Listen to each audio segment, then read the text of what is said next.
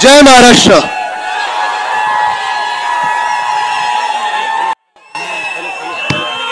Hello.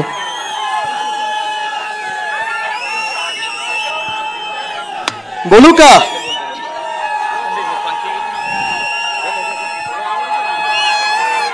Maharashtra राज्याचे माजी पर्यटन मंत्री. आलो मी इथे. ठीक आहे, बसून घ्या बसून घ्या. जरा 4 जून साठी उत्साह बाकी ठेवा. 4 जूनला देखील जल्लोष करायचा आपल्याला इथे. पण आज अखंड हिंदुस्थानच्या कैवारी प्रबोधनकार सुपुत्र देव देश धर्म मराठी मनाचा मानबिंदू हिंदू अस्मितेच्या शिरोमणी हिंदुस्थानच्या एकमेव हिंदू हृदय सम्राट सरसेनापती महानेता माननीय शिवसेना प्रमुख बाळासाहेब ठाकरे यांचा अरे आवाज गुणाचा शिवसेनेचा. ठीक आहे, आता जास्ती वेळ खेचायचा नाहीये भाषण, कारण अनेक वक्ते आधी बोलून झालेलं आहे. प्रत्येक विषयाला वेगळ्या वेगळ्या लोकांनी संबोधित केलेलं आहे. ही निवडणूक आज आपण पाहत आहोत या देशामध्ये एका व्यक्तीबद्दल नाहीये ना एका पक्षाबद्दल आहे, पण ही निवडणूक आता एका वृत्तीबद्दल झालेली आहे. आणि ही वृत्ती जी आहे ह्या वृत्तीचं नाव भाजपा असं आहे. जर आपण पाहिलं असेल गेल्या 10 वर्षांमध्ये ह्या भाजपाने आपल्या देशावर हुकुमशाहीची सत्ता गाजवली, बहुमताची सत्ता गाजवली. 2014ला असेल 2019ला असेल शिवसेना पक्ष म्हणून आपण त्यांच्या सोबत होतो. दोन्ही लोकसभा आपण त्यांच्या सोबत लढलो. आणि जर आपण पाहिलं तर लोकसभेत प्रत्येक शब्द त्यांचा, प्रत्येक वचन त्यांचं, प्रत्येक वादा त्यांचा हे आपण जनतेपर्यंत पोहोचवण्याचा प्रयत्न केला. आणि मग काही दिवसांमध्येच आपण पाहायला लागलो ज्या मिनिटाला 2014ला देखील आणि 2019ला देखील सत्ता त्यांनी बहुमताची काबीज केली. 2014ला आपल्याला आठवत असेल 282 त्यांना मिळाले होते, 2019ला 303 मिळाले होते. दोन्ही वेळा शिवसेना त्यांच्या सोबत होती. आणि शिवसेना सोबत असल्यामुळे भाजपाने त्यांनी आपल्या महाराष्ट्रामध्ये जास्ती निवडणूक खेचण्याचा प्रयत्न केला नाही. हे थोडं लांब रे, डास कानात आल्यासारखं वाटतं किंवा भाजपाला कोणतरी जवळ आल्यासारखं वाटतं. थोडं लांब न्या, अजून लांब न्या, अजून लांब न्या. 400 पार नेत्या ना आता. ही जनतेची भावना आहे, ही शिवसैनिकांची भावना आहे. आणि जर आपण पाहिलं असेल 2014ला देखील सुप्रियाताई, तुम्हाला मी खरोखर सांगत आहे, मनापासून तन मन धन, धन हे कधी शिवसैनिकांकडे नव्हतंच. आम्ही तन मन जे काही असतं आमचं ते लावून, धन आमचं समोर बसलेलं जे शिवसैनिक आहेत ज्यांचं आमच्यावर प्रेम आहे ते आमचं धन आहे. पण हे तन मन धन लावून त्यावेळी पूर्णपणे भाजपासाठी प्रचार केला, पूर्णपणे जे काही काम करायचं होतं केलं. आणि 2014ला बरोबर 282 त्यांनी दिल्लीत बसवल्यानंतर महाराष्ट्राच्या निवडणुकीच्या वेळी आपल्याबरोबर जी वर्षानुवर्ष 25 वर्ष सत्ता होती, सत्ता काय आपली युती होती, ती त्यांनी तोडली. त्यांच्या लक्षात आलं होतं की भाजपचे जे सर्वे आहेत 2014ला कदाचित चांगले होते. त्यांना वाटत होतं की आता जसं केंद्रात आमचं सरकार बहुमताचं बनलेलं आहे, शिवसेनेची काय गरज आम्हाला, आम्ही इथे पण असेच बनवू सरकार. आणि सरकार बनवायला त्यांनी शिवसेनेसोबत युती जी तोडली होती. आपल्याला आठवत असेल विश्वासघात त्यांनी पहिला तेव्हा केला 2014 मध्ये, जेव्हा त्यांच्याकडून उद्धव साहेबांना फोन आला. सगळं काही ठरलेलं, सीटांचा वाटप ठरलेला. आणि मग फोन आला की उद्धवजी आता युती काही संभव नाही, युती आपण करू शकत नाही, आपल्याला वेगळं वेगळं लढायला लागेल. आणि उद्धवजींनी तेव्हा पण विचारलं होतं की काय नक्की आपल्याला बदलायचं आपल्या सीटांच्या अरेंजमेंटमध्ये, तुम्हाला काही जास्ती सीट लढवायच्यात, आम्हाला काही कमी सीट लढवायच्या, तुम्हाला कुठची घ्यायची कुठची द्यायची सीट. नाही उद्धवजी आता तर हे शक्य नाही, आम्ही फार पुढे गेलेलो आहे, आमचा सर्वे सांगतो की तुमची आम्हाला गरज नाही. आणि मुळात हाच प्रश्न त्यावेळी पण आमचा होता, काय त्यावेळी आम्ही हिंदू नव्हतो, काय त्यावेळी आम्ही तुमची साथ नव्हती दिली होती. जेव्हा तुम्ही 2014ला देशभरात प्रत्येक मतदारसंघात खोटं बोलत फिरत होतात, जे शक्य नाही ते शक्य सांगत होतात, तेव्हा काही आम्ही तुमच्या सोबत नव्हतो. पण आज आपण पाहतोय की भाजपाची जी वृत्ती होती 2019ला तशीच झाली. 2019च्या निवडणुकीच्या आधी आपल्याला आठवत असेल भाजपाचे काही नेते होते, काही अध्यक्ष होते त्यांचे, ते मातोश्री बंगल्यावर येऊन वंदनीय हिंदू सम्राट बाळासाहेब ठाकरे यांच्या खोलीत येऊन शब्द देऊन गेले होते. तो त्यांनी शब्द 2019च्या ऑक्टोबरमध्ये मोडला. आता काल परवाकडे जेव्हा उद्धव साहेबांची एक मुलाखत आली पेपरमध्ये, तेव्हा देवेंद्र फडणवीस जी त्यांना अनेक नावं या महाराष्ट्राने ठेवलेली आहेत. काय काय ठेवली आहेत?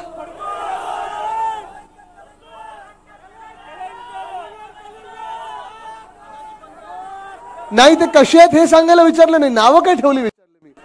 असो, मला दुःख आणि मला राग ह्या गोष्टीचा आला की त्यांनी देवेंद्र फडणवीसजींनी जी आमचं मंदिर मानतो आम्ही, वंदनीय हिंदुराष्ट्र सम्राट बाळासाहेब ठाकरे त्यांची खोली आमचं मंदिर मानतो, शिवसैनिक त्यांना मंदिर मानतात, त्या खोलीला कुठच्या तरी खोलीत आम्ही बसलो होतो आणि चर्चा केली होती असं त्यांनी सांगितलं.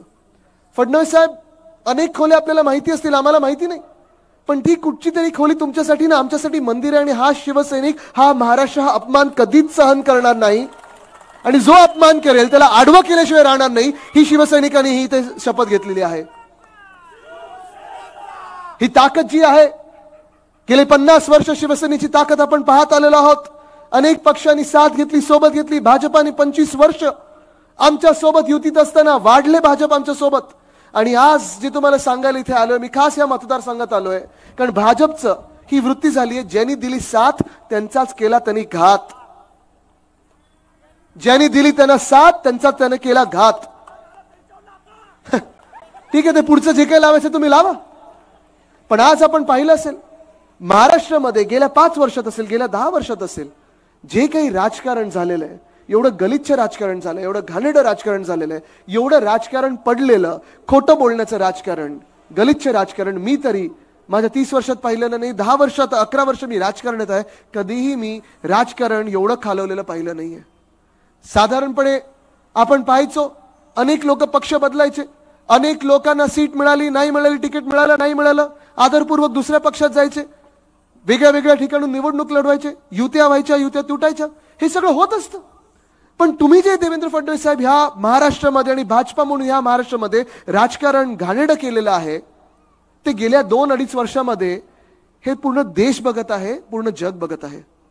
पहिलं शिवसेना फोडली, जो आमचा एक परिवार होता. शिवसेना म्हणजे एक परिवार आहे, भूमिपुत्रांच्या न्याय हक्कांसाठी, हिंदुत्वासाठी लढणारा, सगळ्यांसाठी लढणारा हा परिवार जो आहे तो फोडण्याचं तुम्ही धाडस केलं. केलं तर केलं, सांगितलं पुढे आम्हाला बदला घ्यायचा होता उद्धव साहेबांचा आणि म्हणून आम्ही केलं. ठीक आहे, शिवसेना तुम्ही फोडली. 40 गद्दार, 40 चोर, पक्ष चोर, बाप चोर, चिन्ह चोर, ह्या अलिबाबा 40 चोरांना तुम्ही कुठे कुठे घेऊन गेला होतात? गुजरातला गेलात, गुवाहाटीला पळवलात, गोव्यात तर टेबलावर कुठच्या परिस्थितीत दाचवलं मला माहित नाही.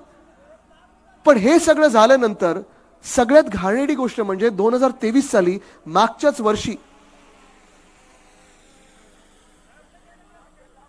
वर्षी आपण पाहिलं असेल राष्ट्रवादी काँग्रेस पक्ष फोडला, त्याचे 2 भाग केले, अनेक लोकांकडून गद्दाऱ्या करून घेतल्या आणि ते सगळं करत असताना दुःख ह्या गोष्टीचं होतं. आणि आज पण मी ताईंसोबत इथे गप्पा मारत होतो, त्यांच्या चेहऱ्यावर हसं आहे, टेन्शन दिसत नाहीये, कारण तुम्ही सगळे सोबत आहात, त्यांच्या साथीला आहात.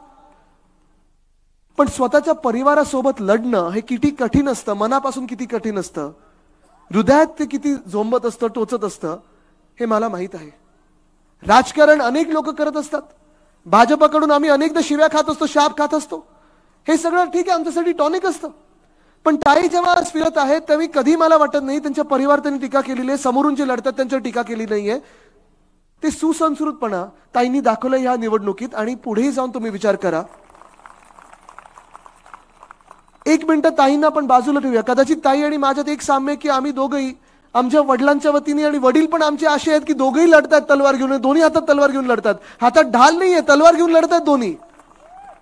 पण आम्ही त्यांच्यासाठी वार सहन करत असताना आमच्या दोघांच्या वडिलांनी पाठीवर वार सहन केलेले आहेत आणि अशा लोकांकडून केलेले आहेत ज्यांना सगळं काही त्या दोघांनी दिलेलं आहे, सगळं काही दिलेलं आहे.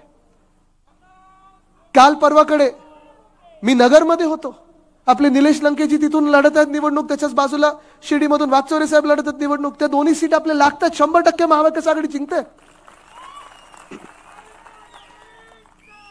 मला जास्ती भावुक व्हायचं नाही, कारण मी परिवाराबद्दल विचार करतो तेव्हा शिवसेना परिवार आहे, राष्ट्रवादी काँग्रेस आणि पवार परिवाराबद्दल विचार करतो, मन भरून आलेलं आहे. पण मी तुम्हाला हे सांगतो, मी त्या दिवशी दोघेही, मी आणि रोहितजी, आम्ही दोघेही इथे रोड शो मध्ये होतो, साधारण 1.5 ते 1.5-2 तास प्रत्येक गल्लीत जात होतो, लोक येत होते, भेटत होते, आपला प्रेम देत होते, फटाके फुटत होते, ते धूर सगळं आमच्या नाका तोंडात जात होता, सर्दी झालं, खोकला झालं, सगळं हे ठीक आहे, हे सर्दी खोकला सगळं सहन करू शकतो. पण मनाला वेदना ही गोष्ट देत होती की आमच्या सोबत ते 2 तास पूर्णपणे पवार साहेब त्या गाडीत समोर बसून होते आणि मागच्या गाडीत गेले नाही, तिथे त्या ओपन गाडीत बसले होते आणि सगळ्यांना भेटत होते. हे काही बारामतीसाठी किंवा सुप्रियाताईंसाठी ते करत नाहीयेत, हे ते काही नुसतं आमच्यातून कोणीतरी फुटलं आणि कोणीतरी गद्दारी केली आणि कोणाला तरी जॉईन ऑर जेल ह्याची पॉलिसी होती आणि कोणतरी आज मुख्यमंत्री बसले, कोणीतरी उपमुख्यमंत्री बसले म्हणून करत नाहीयेत. सत्ता परत हातात घेण्यासाठी करत नाहीयेत. तुम्ही विचार करा पवार साहेबांची आज मनस्थिती काय असेल, पवार साहेबांचं मन किती दुखावलं गेलं असेल ह्या वयात. चला वय तरी एका मिनिटं बाजूला ठेवूया, कारण वय खूप लोक काढत असतात. आपण आदरपूर्वक विचार करतो वयाचा, तरी देखील पवार साहेबांनी ज्या राष्ट्रवादी काँग्रेसच्या आमदारांना आणि खासदारांना पावसात उभं राहून भाषण देऊन मेहनत घेऊन जिंकून आणलेला आहे, अंगावर काटा येतो बोलत असताना. तो फोटो, त्या फोटोनी निवडणूक बदलली. त्याच पवार साहेबांवर ईडीची जेव्हा नोटीस आली, चालत गेली होती ईडीच्या ऑफिसला, चला अटक करायची अटक करा. ही हिंमत असणारा माणूस, ही हिंमत असणारा योद्धा जेव्हा अशा परिस्थितीत लढायला पुन्हा निघालेला आहे आणि जिंकायला पुन्हा निघालेला आहे, तुम्ही विचार करा तुम्ही कोणाची साथ देणार. जसं पवार साहेबांचं आहे, जसं पवार साहेब लढत तसं मी माझ्या स्वतःच्या वडिलांबद्दल बघितलेलं आहे. ही जी घाणेरडी गद्दारी झाली, नीच निर्लज्ज लोकांनी, नालायक लोकांनी गद्दारी केली. मंत्रिपद देण्याच्या लायकीचे नव्हते, त्यांना मंत्रिपद देऊन आम्ही डोक्यावर बसवलं होतं. अशा लोकांना जेव्हा आम्ही मंत्रिपद दिली, सरकार आपण स्थापन केलं, संग्रामजी आपण देखील आता सांगत होतात की आपण वेगळ्या वेगळ्या विचारधारेची लोक होतो. कदाचित असं वाटत असेल आपण वेगळ्या वेगळ्या विचाराची लोक होतो, पण जेव्हा एकत्र बसलो तेव्हा आपल्याला कळलं आपली विचारधारा एकच आहे, महाराष्ट्र हित आणि देश हित आणि संविधान रक्षण हे आपलं विचारधारा आहे. आणि जेव्हा आपण एकत्र आलो तेव्हा या देशाला दाखवलं आपण, या महाराष्ट्राला दाखवलं आपण की देश हित काय असतं आणि राज्य कसं चालवायचं असतं. होते ना, जे समोर गेले तर समोरून जे वार करत आहेत, जे त्यांनी मागे वार केला, पाठीवर वार केला, हे सगळे आपल्या सोबत होते, आजूबाजूला बसत होते, मंत्रिपद वेगळी वेगळी घेऊन बसले होते. त्यांच्या फायली कधी उद्धव साहेबांनी उघडल्या नाहीत ना, बोलवून घेतल्या, कधी अडवणूक केली नाही. त्यांनाही विचारा तुम्ही, कदाचित ह्या राज्यामध्ये असे कमीत कमी आणि क्वचित असे मुख्यमंत्री मिळतील कधी कोणी फाईल बोलवली नाही किंवा थांबवली नाही. चांगलं काम करता करा, मी तुमच्या सोबत आहे सांगणारा कदाचित एकमेव मुख्यमंत्री म्हणजे उद्धव बाळासाहेब ठाकरे आहे. पण हे करत असताना महाविकास आघाडीचं सरकार कसं पाडलं आपल्याला आठवत असेल. जेव्हा उद्धव साहेबांवर 2 शस्त्रक्रिया झाल्या होत्या, 1 नाही 2 झाल्या होत्या. पहिली जेव्हा शस्त्रक्रिया झाली होती तेव्हा मी तिथे युके मध्ये होतो. महाराष्ट्राचं एक डेलिगेशन घेऊन COP26 पर्यावरणाची परिषद होती, तिथे गेलो होतो. आम्हाला माहिती होतं की आज त्या दिवशी शस्त्रक्रिया. मी उद्धव साहेबांना विचारलं होतं, कारण मी जसं मंत्री होतो, आमदार होतो शिवसेनेचा, तसा मुलगा पण आहे. आणि मी माझ्या वडिलांना विचारलं होतं की बाबा मी जाऊ की नको जाऊ, कारण माझं पूर्ण डेलिगेशन जात आहे, मी थांबलो तरी चालेल, असं काय हे नाही की मी गेलोच पाहिजे. आणि त्यांनी सांगितलं आदित्य तू जायला पाहिजे, कारण तू नुसतं माझा मुलगा नाही, आज तू या राज्याचा मंत्री आहेस, तू शपथ घेतली आहे संविधानाची की तू राज्याची सेवा करशील, तू तिथे जायला पाहिजे. आणि तिथे असताना पहिली शस्त्रक्रिया झाली, तिथेच असताना मला फोन आला की दुसरं एक इमर्जन्सी शस्त्रक्रिया करण्याची गरज आहे आणि आम्ही ती करत आहोत. मी तिथे होतो, यायला मला 2 दिवस लागले. ते आल्यानंतर देखील मी जेव्हा माझ्या वडिलांना भेटायला गेलो, विचित्र एक चित्र होतं.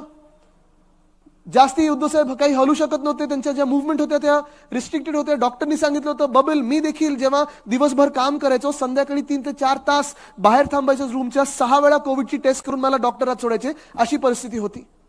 आणि त्या परिस्थितीमध्ये जेव्हा कोविड बाहेर वाढत होता तेव्हा उद्धव साहेबांनी प्रत्येक वेळी जेवढी काही त्यांच्यात ताकद असेल, एखादी शस्त्रक्रिया झाल्यानंतर आता आपण किती वेळा दाताच्या डॉक्टरकडे जातो, एक इंजेक्शन जरी घ्यायचं असलं तरी आपण घाबरतो ना.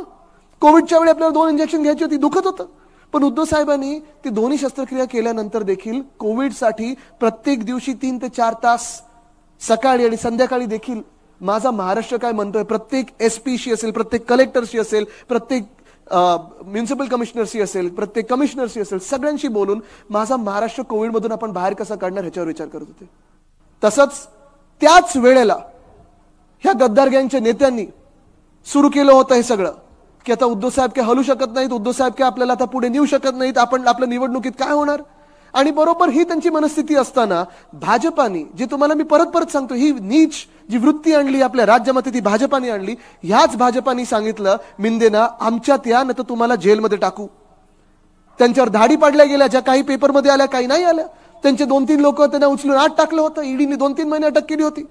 आणि हे सगळं होत असताना, कारस्थान होत असताना मला आठवतं 20 मेला बिंदे वर्षा बंगल्यावर येऊन रडले होते की उद्धवजी मला वाचवा, मी तिथे दिल्लीत जाऊन नाटक करत आहे, मी त्यांना सांगत आहे मी येईन, पण तुम्ही मला वाचवा, मला जेलमध्ये जायचं नाही, मला भाजप सोबत जायचंय, प्लीज सगळ्यांना आपण घेऊन भाजपमध्ये जाऊया. उद्धव साहेबांनी त्यांना विचारलं होतं तुम्हाला मुख्यमंत्री बनायचं का, ही घ्या चावी, वर्षा बंगल्याची बनून जा. पण त्या माणसाने देखील उद्धव साहेबांच्या पाठीत खंजीर खुपसला. 40 गद्दारांनी अन्नावर शपथ घेतली होती, कोणी कोणाच्या आजीवर शपथ घेतली होती, कोणी काय खोटं बोलून गेलं, प्रत्येकाचं फाईल जी काय होती, कोण कोण काय काय होतं आम्हाला सांगून गेलं होतं.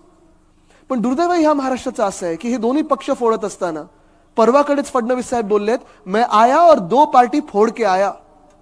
फडणवीस साहेब, कधी एवढं राजकारण आपल्या राज्यात खालती गेलं नव्हतं. कधीतरी तुम्ही उद्धव साहेबांच्या डोळ्यात पहा, कधीतरी तुम्ही पवार साहेबांच्या डोळ्यात पहा. ते जे मेहनत घेतात आज, ते त्यांच्या कार्यकर्त्यांसाठी, ते दोघंही आपल्या कार्यकर्त्याला नावानिशी ओळखतात. कुठच्याही मतदारसंघातला कार्यकर्ता घ्या, दोघांनाही माहिती की जे जे आज लोक या गद्दार सरकारमध्ये बसलेत, एक सीएम म्हणून, 2 हाफ डीसीएम म्हणून आणि अनेक वेगळे वेगळे मंत्री म्हणून, प्रत्येकाला ओळखतात. आणि प्रत्येकाला जे काही असताना मिळालं, त्यांची राजकीय ओळख असेल, सामाजिक ओळख असेल, तिकीट असतील, मंत्रिपद असतील, ही ह्या दोन्ही व्यक्तींनी दिलेत. कदाचित एवढे वर्ष आम्ही वेगळे वेगळे लढत होतो. पवार साहेब आणि माझे आजोबा वंदनीय हिंदू सम्राट बाळासाहेब ठाकरे यांची भाषणं एकमेकांबद्दल आणि यांची मैत्री पण तेवढीच सगळीकडे जग जाहीर आहे. सुप्रियाताईंबद्दल अनेकदा मला माझे आजोबा गोष्टी सांगायचे. मला वाटतं ताई, आपण पहिलं किती 6 की 7 महिन्याचे असताना घरी आल्या होतात. आणि हे सगळं होत असताना आपण जेव्हा एक परिवार म्हणून सगळे सोबत आलो, आज हे दोघं लोक, ही दोघेही व्यक्ती, ह्या दोघेही नेते आपले, हे स्वतःच्या पक्षासाठी लढत नाहीयेत. कदाचित त्यांच्या मनात पण नसेल की आम्हाला चिन्ह परत पाहिजे किंवा आम्हाला पक्ष परत पाहिजे. झालं तर झालं, गेलं. आज हे दोघं लढत आहेत. मी जेव्हा कधी कधी काल परवाकडे पवार साहेबांसोबत नगरला होतं, त्याच्या आधी आम्ही घनसावंगीला होतो, उद्धव साहेबांसोबत रोज बोलत असतो. ह्या दोघांचं मन एकाच गोष्टीकडे की माझ्या महाराष्ट्राचं काय होणार, माझ्या देशाचं काय होणार. माझ्या देशातलं संविधान हे भाजप बदलायला निघालेलं आहे. तुम्ही मला सांगा, आपण भाजपला रोखणार की नाही रोखणार? आज एवढे वर्ष, 70-75 वर्ष आपण या देशात जे काही राजकारण पाहत आलेलो आहोत, सत्ता पाहत आलेलो आहोत, सत्ता चालते कशी, राजकारण चालतं कसं, आपले सगळे जे नागरिकांना, वेगळे वेगळे जातीतले, धर्मातले, महिला पुरुष सगळेच वेगळे वेगळे वयोगटातले लोकांना जे काही अधिकार आपल्याला मिळालेले आहेत, जे काही कर्तव्य आपल्याला सांगितलेले आहेत की तुम्ही असं वागलं पाहिजे, हे केलं पाहिजे देशासाठी, आणि हे तुमचे अधिकार आहेत, हे सगळं भाजपला बदलायचं आहे. कारण भाजपला डॉक्टर बाबासाहेब आंबेडकरांनी लिहिलं संविधान आवडत नाही.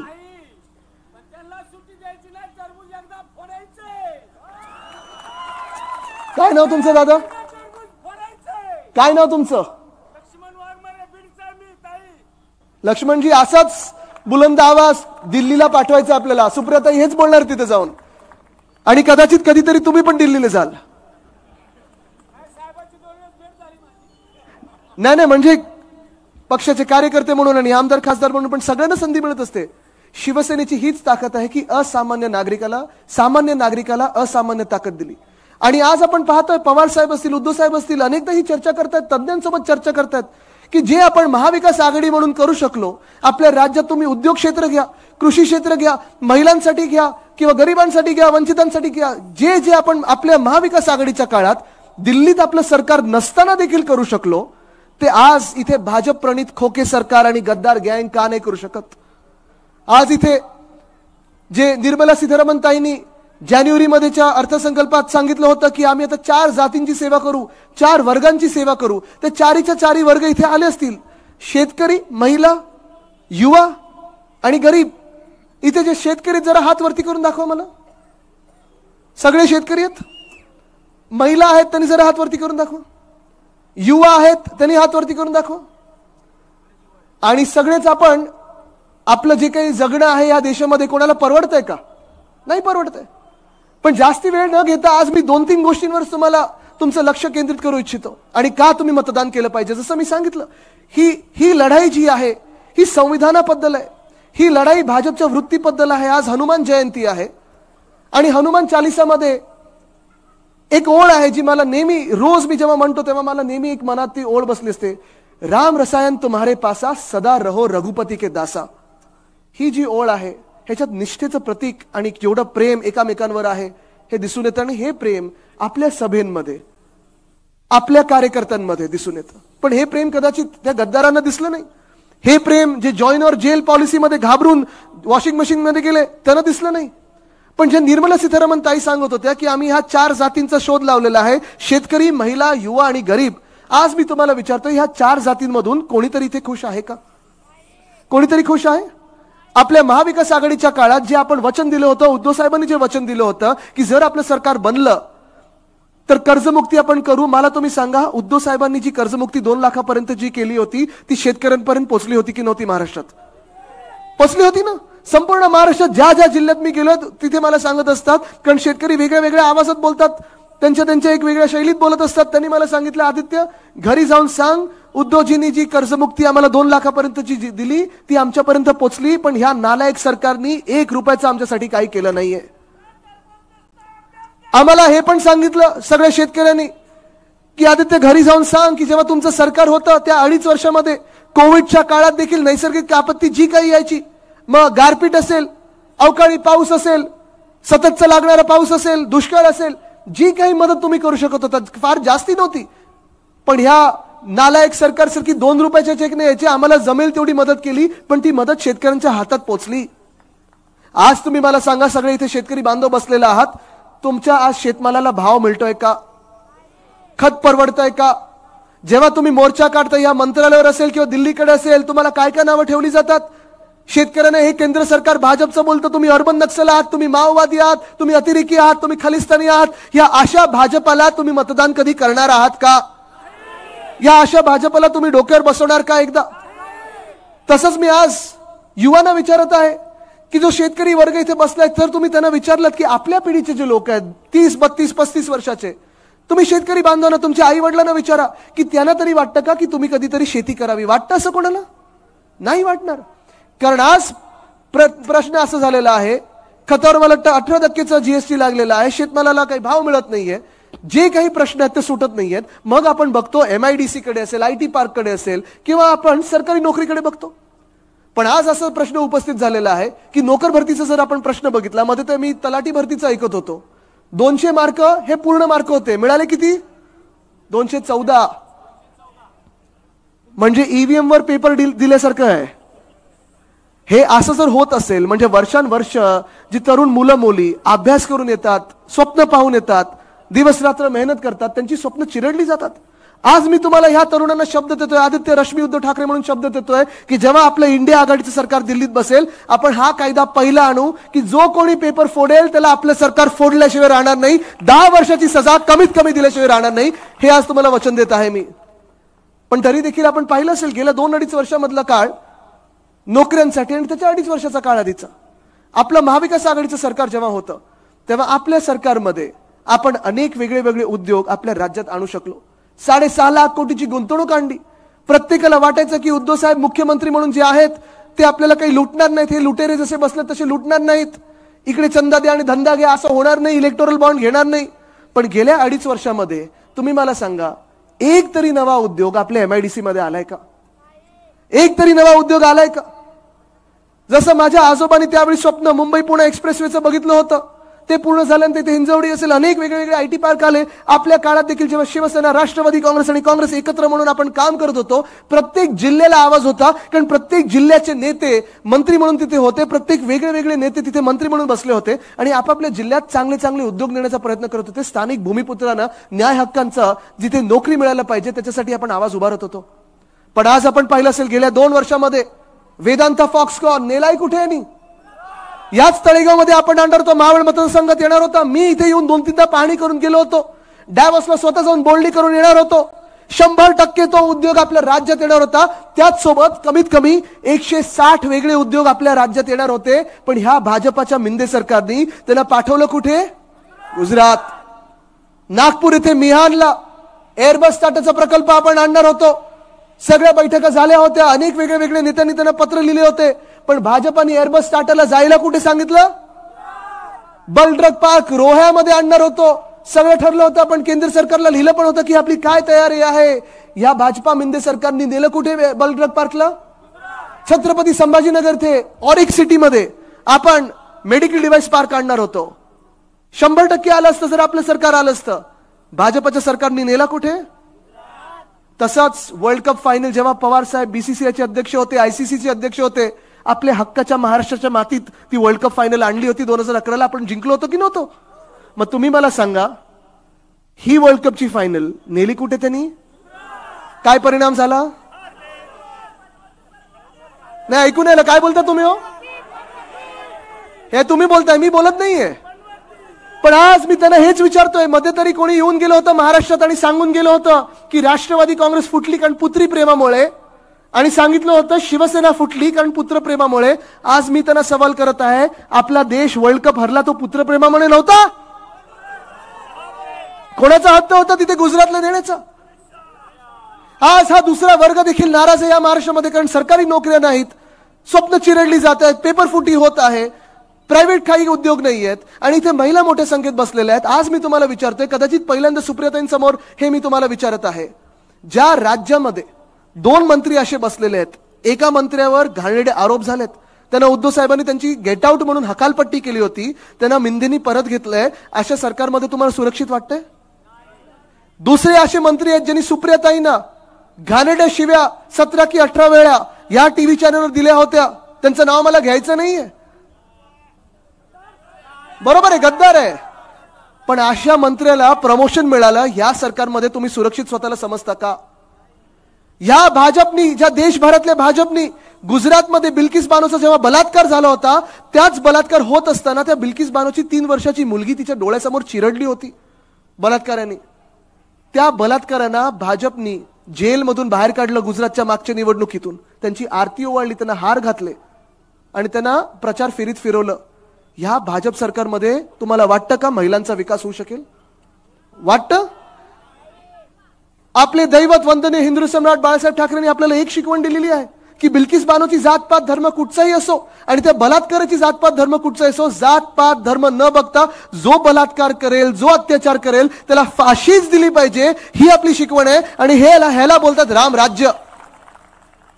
आणि मग म्हणता म्हणता जेव्हा आपण रामराज्याचं बोलतो, सर्वांचं राज्य बोलतो, तेव्हा आज मी सगळ्यांच विचारते आपल्याला, जेव्हा गरिबांबद्दल सगळे विचारतात, 2014 मध्ये आपण सगळीकडे फिरायचो, जेव्हा 2013 पर्यंत काँग्रेसच्या सरकारमध्ये, युपीए सरकारमध्ये अर्ध्या रुपयांनी कधी भाव वाढला, 1 रुपयाने कधी भाव वाढला, तर लगेच आपण आंदोलन करायचो, आपल्याला भाजप सांगायचं भारत बंद, की आपण शिवसैनिक म्हणून सगळे भारत बंदला रस्त्यावर बसायचो. आणि बरोबर हे भाजपवाले नकली लोक जाऊन तिथे त्या पोलिसच्या गाडीला लटकायचे आणि फोटो काढून टाइम्स ऑफ इंडियामध्ये वगैरे छापायचे, आपण लाठीकाठी खायचो. आज तुम्ही मला सांगा, 2014 मधलं जीडीपी, म्हणजे अर्थतज्ञांचं जीडीपी नाही, आपलं जीडीपी, गॅस, डिझेल, पेट्रोल, 2014ला गॅसची किंमत किती होती? आता किती झाली आहे? 400 पार नाही काय, आता आरपार झालेली आहे. परवडतं तुम्हाला? पेट्रोल किती झालंय? तेव्हा किती होतं? डिझेल किती झालंय? तेव्हा किती होतं? अहो हे सगळं सोडा, अनेक जुमले आहेत, जुमल्याचं नाव गॅरंटी आता करून ठेवलेलं आहे, पण जुमले म्हणजे तुम्हाला विचारायचं झालं तर चला पटापट एक पाळच मोजूया आपण. 2014ला काळा पैसा परत येणार होता आणि तुम्हाला 15 लाख प्रत्येकाच्या खात्यात मिळणार होते. आलेत कोणाच्या खात्यात? आलेत कोणाच्या खात्यात? प्रत्येकाला 2022 पर्यंत प्रत्येक शेतकऱ्याचं उत्पन्न दुप्पट होणार होतं. झालंय कोणाचं उत्पन्न दुप्पट झालंय? या देशात प्रत्येक व्यक्तीला, प्रत्येक नागरिकाला 2022 पर्यंत प्रधानमंत्री आवास योजनेत सगळ्यांच्या घरावर छत येणार होतं. आलंय सगळ्यांना प्रधानमंत्री आवास योजनेतलं घर? नाही आलंय. आणि म्हणून आता ते जुमल्याचं नाव बरोबर गॅरंटी केलेली आहे. पण आपण तसे नाही होत, आपण वचन पाळणारी लोक आहोत. आपण कर्जमुक्ती सांगितली, कर्जमुक्ती केली. आपण सांगितलं की आपण शेतकऱ्यांना मदत करू, जर अवकाळी पाऊस आला तर आपण मदत केली, कारण आपली भूमिका ही, आपलं हिंदुत्व हे रघुकुल रीत सदा चली आए, प्राण जाय पर वचन न जाय. आणि हे वचन मी तुम्हाला आज देत आहे की आम्ही सगळे इथे जे उभे आहोत, एकत्र उभे आहोत, इंडिया आघाडी म्हणून उभे आहोत. कदाचित वेगळ्या वेगळ्या राज्यातून वेगळे आवाज आहेत, कधी तुम्ही विचार नसेल केला की हे लोक एकत्र येऊ शकतात, पण जशी बेस्ट ऑफ 11 टीम बनते, क्रिकेट टीम मध्ये सगळेच जे चांगले खेळाडू असतात ते येतात. आम्ही एकाच कारणासाठी आलेलो आहोत, ते म्हणजे आपली लोकशाही आणि आपलं संविधान. आज आपल्या संविधानाला धोका आहे आणि तो धोका या महाराष्ट्रातून निर्माण झालेला आहे. आपण पाहिलं असेल ते लबाड जे आहेत, ट्रायब्युनलचे अध्यक्ष म्हणून बसलेले नार्वेकरजी, राहुल नार्वेकरजी, त्यांनी किती पक्ष बदलले. एक तर पहिला आमच्या जवळ होते, मग राष्ट्रवादीत त्यांच्या नेत्यांच्या जवळ गेले, मग आता भाजपामध्ये गेलेत. थोपटे साहेब कदाचित तुमच्या तिथे पुढे बघा, सरकार आपलं येणार आहे, घेऊ नका. पण त्यांनी शिवसेनेचा निकाल देत असताना, त्यांनी राष्ट्रवादी काँग्रेसचा निकाल देत असताना जी लबाडी केली, जे खोटं बोललंय, तिथेच संविधानाला पहिली ठेच पोचलेली आहे. संविधान बदलायचं काम त्यांनी आजपासून नाही, मागच्या काही 1-1.5 वर्षापासून सुरू केलेलं आहे. 2 पक्ष फोडणं, त्यांच्या आमदारांनी राजीनामा न देणं, एक घटनाबाह्य सरकार तुमच्या डोक्यावर अवकाळी सरकार बसवणं आणि नालायकपणे कारभार चालवणं, ह्याला बोलतात संविधानात ठेच पोहोचवणं. आणि तुम्हाला लिहून देतोय आज, चुकून जर हे सरकार डोक्यावर बसलं तर संविधान बदललं जाईल. आणि जसं आमच्या फोनमध्ये आज पेगासस टाकलं जात आहे, घरी कॅमेरे लावले जात आहेत, आमच्यावर पाळत ठेवली जाते, तसं तुमच्यावर ठेवलं जाईल. कारण आज भाजपा 10 वर्षाच्या सत्तेनंतर आजही एक तर प्रचार करते नेहरूजींनी क्या किया, इंदिराजींनी क्या किया. ठीक आहे, 10 वर्षापूर्वी ठीक होतं ते, तुमचं सरकार आलं नव्हतं तेव्हापर्यंत. तेव्हा तुम्ही विचारू शकत होता की 65 वर्षात काँग्रेसनी काय केलं आणि काय केलं ते आहे लोकांसमोर. जी आपली वाद होते ते पण लोकांसमोर आहेत. पण तुम्ही 75 वर्षात काँग्रेसनी केलं, आज विचारायला 10 वर्ष जी बहुमताची सरकार होतं तुमचं, ते मग कोणाचं होतं आणि नक्की तुम्ही त्याच्यात काय केलं की काँग्रेसच सरकार चालवत होतं. ते पण नसेल झालं. कारण भाजपाची यशोगाथा हीच आहे. इथे बसलेल्याला प्रत्येकाला वाटत असेल माझ्या खात्यात 15 लाख आले नाहीयेत, पण तिथे 6वा की 7वा माणूस बसला त्याच्या तरी खात्यात आलं असेल. भाजपाची यशोगाथा हीच आहे की इथे ह्या व्यक्तीला वाटत असेल की तिकडे जी व्यक्ती बसली आहे त्याला प्रधानमंत्री आवास योजनेत घर मिळालं असेल, त्या शेतकऱ्याचं उत्पन्न दुप्पट झालं असेल. ह्या जुमल्याला बळी पडू नका. 10 वर्षाचं कामं झाली असती, 10 वर्ष त्यांच्या गॅरंट्या ह्या यशस्वी ठरल्या असत्या, तर आज 10 वर्षानंतर त्यांच्या सर्वोच्च नेत्यांना हिंदू मुस्लिम मध्ये वाद लावण्याची गरज नसती आली. आज त्यांच्या सर्वोच्च नेत्यांना मटन, मांस, मच्छी विरोधी पक्ष खाताय की तुम्ही कुठच्या रंगाचे कपडे घालतात हे बोलायची वेळ आली नसती. पण आज हे सगळं करून तुम्हाला भ्रमित करतील, वेगळ्या वेगळ्या विषयांवर नेलं जाईल. पण महागाई आहे, महिला सुरक्षा आहे, बेरोजगारी आहे, शेतकऱ्यांचं जे मन आहे, जे दुखावलेलं मन आहे, त्रस्त मन आहे, त्याच्यावर आपण बोललं पाहिजे. कारण आपण देश वाचवायला निघालेलो आहोत. आपल्याला संविधान वाचवायचं. तुम्हाला माहिती आहे संविधान जर बदललं तर तुमचे सगळे अधिकार हे निघून जातील.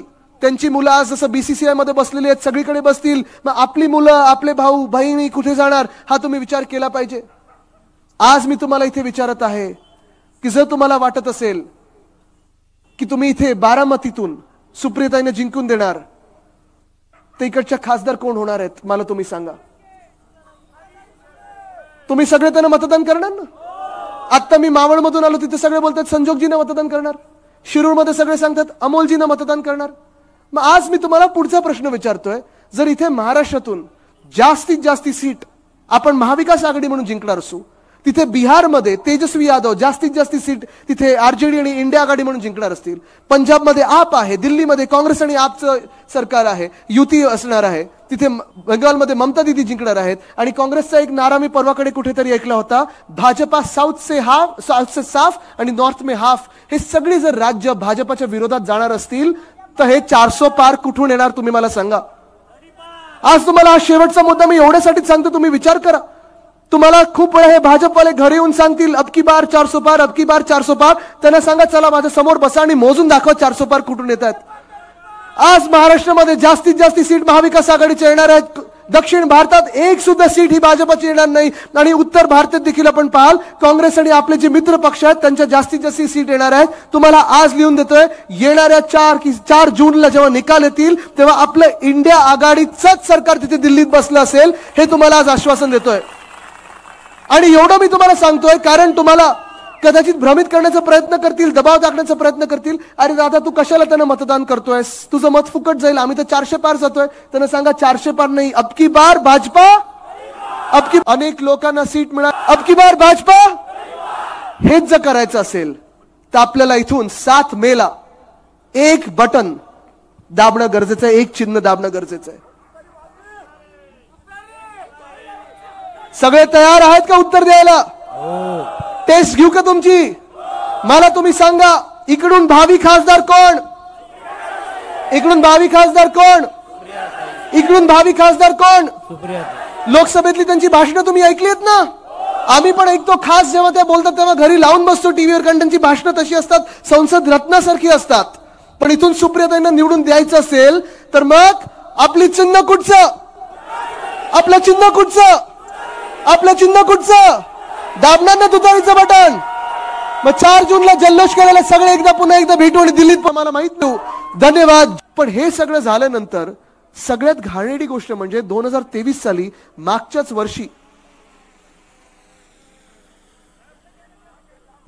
वर्षी आपण पाहिलं असेल राष्ट्रवादी काँग्रेस पक्ष फोडलं, त्याचे 2 भाग केले, अनेक लोकांकडून गद्दाऱ्या करून घेतल्या. आणि ते सगळं करत असताना दुःख ह्या गोष्टीचं होतं. आणि आज पण मी ताईंसोबत इथे गप्पा मारत होतो. नानासाहेब नवले टेन्शन दिसत नाहीये कारण तुम्ही सगळे सोबत आहात, त्यांच्या साथीला आहात. पण स्वतःच्या परिवारासोबत लढणं हे किती कठीण असतं, मनापासून किती कठीण असतं, हृदयात ते किती झोंबत असतं, टोचत असतं, हे मला माहित आहे.